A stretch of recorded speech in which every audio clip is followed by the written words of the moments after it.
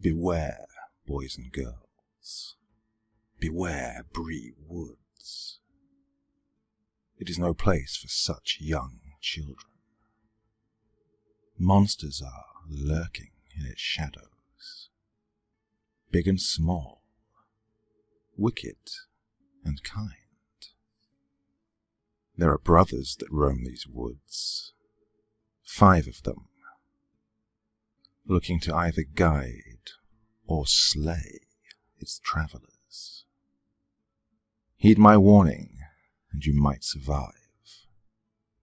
Don't, and your death is almost certain. At the threshold stands the oldest, the harvester, the wisest and meekest of the brothers, who towers over all manner of man or beast, yet is more gentle than the morning dew. Perhaps you know of the harvester, who breaches the woods at dusk, who tills the fields as we sleep, and returns before the break of dawn. Yes, the harvester has brought good fortune to our land. But do not be deceived, children, for he offers no protection. He dares not cross his brothers, as not his brothers him. A blood bond that must never be broken between them. All he offers is his wisdom and guidance, for that is all he can give before you part ways. But take his words to heart and never forget, for the other 4 beasts are not as kind. Beware your surroundings, little ones, for the fiercest brother pursues you, the stalker, lurking in the trees and shrubs, hunting the prey that roams its woods. Yes, beware the stalker, for he shows no mercy. Like the lioness that watches over her cubs, or the hornets and bees that protect their hives, he thrives on an abominable aggression fiercer than hellfire. When I was young, we knew little of these beasts, believing them to be just that, beasts. To us, mindless and animalistic in their nature, and our actions were in accordance as such. My father gathered many of our men for the hunt, setting out to slay these monstrosities that plagued our people. I am still haunted by their lamentations that faded into the night, embraced by my weeping mother, who sought to shield me.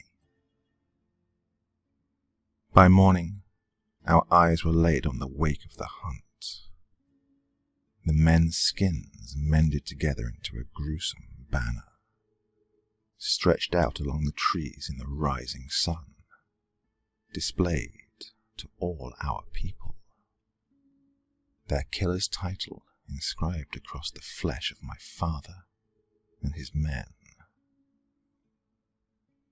It's true, survival cannot be guaranteed with this encounter, but not incredible, for there is a way. You must run, children. Run fast and far. Run and keep your sight forward, for behind is certain death.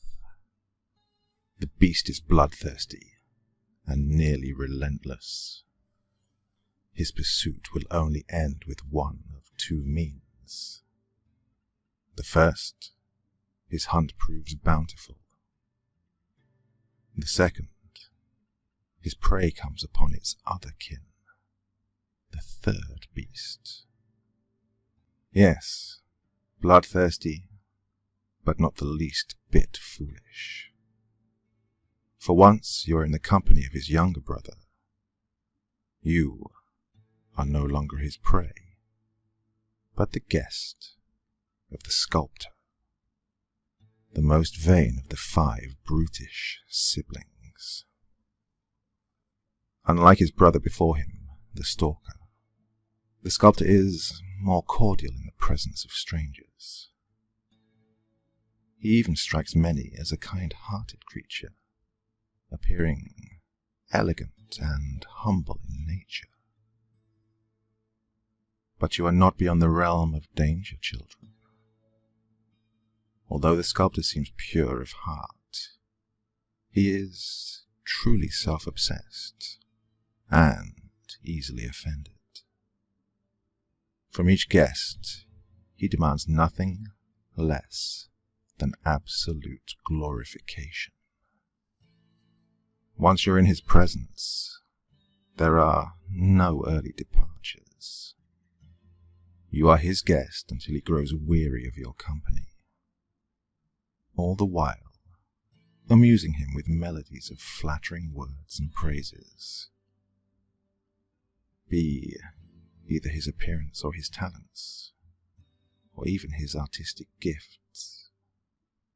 As his name implies, the sculptor's most distinguishable trait is his sculpting, spending many countless hours moulding, carving, and chiseling away. And what of his materials, you ask, dear children? Well, sometimes wood, other times clay, and, few times, unruly guests. Which reminds me of this story of a huntsman from our village, who reeked with confidence, daring to accept any challenge. To him, the 5 beasts of Bree Woods were just that, a challenge that he sought to conquer. At its threshold, he passed the harvester, who sensed the determination of the huntsman. He besought him to reconsider continuing forward. "You will not make it far like that," he warned. The huntsman scoffed at the first beast's pleas, presuming his words were a means of intimidation. He continued into the woods where the next of the 5 waited, leaving the gentle harvester in a daze. Well, days passed, then weeks, and then months, and there was no evidence of the huntsman's return. Many wondered of his fate, but only I was determined to seek the truth. In the dead of night, I slipped from my bed and hurried to the fields.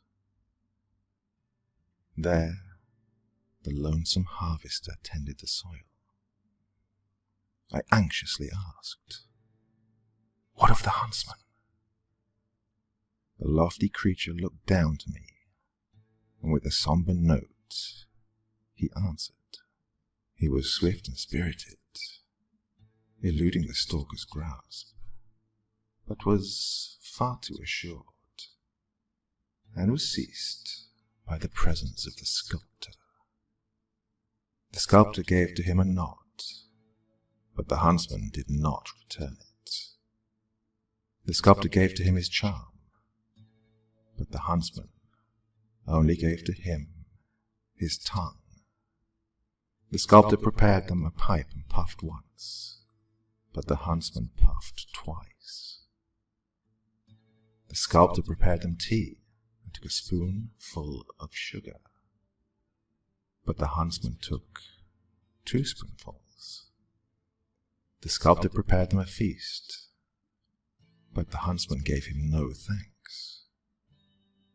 The sculptor offered him a gift, but the huntsman demanded more. And the sculptor was rattled, but the huntsman remained odious. But what became of him? I persisted, and the harvester drew a small crimson effigy from his hide. For the sculptor, the company was excruciating. He sighed, bestowing upon me the sculpture. For the huntsman, his was dealt back tenfold. And with that, we spoke no more of the matter. Leave your confidence at home, children, for that was the mistake the huntsman made.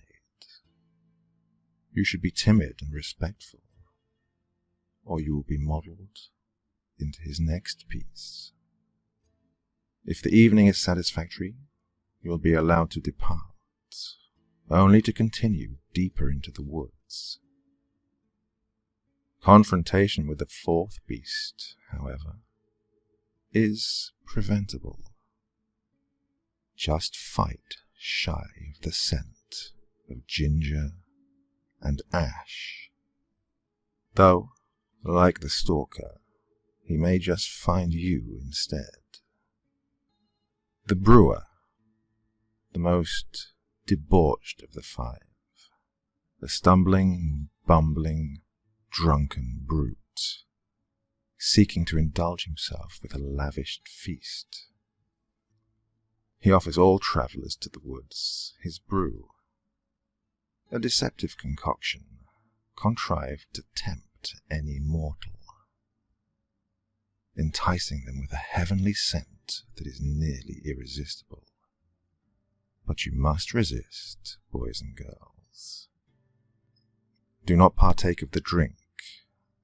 You cannot let it woo you. With only a droplet of the repugnant ale, you will fall into an eternal rest. And when you are exposed and defenseless, the brewer lets his true intentions be known. He devours his unsuspecting prey, slow and agonizingly, bit by bit. Your will must be far greater to overcome his enticement. It is the only thing that separates you from life and death. The brewer cannot force you to sip from his cup, so neither drink nor sip, or even taste the brewer's brew. Try as he might, you must not succumb. Brace yourselves and persist. You must regain your bearings for what waits ahead. The fifth and final son of Bree Woods, the spoiled. With laughter like sobs and sobs like laughter, he skitters along the forest floor like vile vermin, driven by a tormentful desire for what others possess. He will do anything imaginable to acquire them. The brat of Bree Woods stalks its wanderers, knowing what is most precious to them at that moment. He will give you only one chance to decide, with only two options to choose from. You can surrender what he demands willingly, and he'll leave you to escape the woods, or you can choose to refuse, and he will relieve you of it in death. You do not see many strangers to our village, and that is owed to the spoiled. They are not as fortunate to first encounter the harvester, who offers his guidance to ensure them safe passage. No, for them, they travel with uncertainty, with no understanding of what lurks in wait. And when the spoiled makes his presence known, they attempt to resist him, and are met with a terrible fate. a young outsider succeeded in escaping to the safety of our village, having eluded the beast that would surely have stopped her. And she recalled the chilling tale of how she survived, and how truly horrific it was to have met with the spoiled. Her people had been wandering the land for much time, searching for a new home in times of famine, seeking what precious land waited for them on the other side. They journeyed forth into the treacherous Bree woods. It wasn't long before they were met by the youngest brother of the woods, who knew of the many goods and valuables they brought on their travels. From each, he demanded what he claimed was his, or they would travel no further. But they were far too naive to submit to him, and instead sought to kill him. The beast held his own against their men, but was soon overpowered by their great numbers. The spoiled desperately cried out, as he would surely have perished. But then came a fierce thunder from the woods, and ferociously from the woods came his 4 brethren, the brewer, the sculptor, the stalker, and the harvester. With wrathful intentions they struck fiercely, slaughtering those that harmed their helpless baby brother. Only one escaped the onslaught, the young outsider, who hid away in the trunk of a weeping willow, watching as her people were killed, looted, and devoured. Then slipped away to our village while the 5 brothers basked in their victory. But you see, children, her tale does not end there, for her arrival has brought more trouble than good. The harvester has not tilled the fields in much time, and our crops have ceased to grow, leaving us to starve. The brothers of Bree Woods are scorned, and demand from us atonement. What wrong have we done?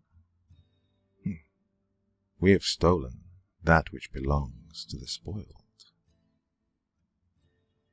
Tonight, children, we will atone for our sins, and we will return what we so foolishly have taken.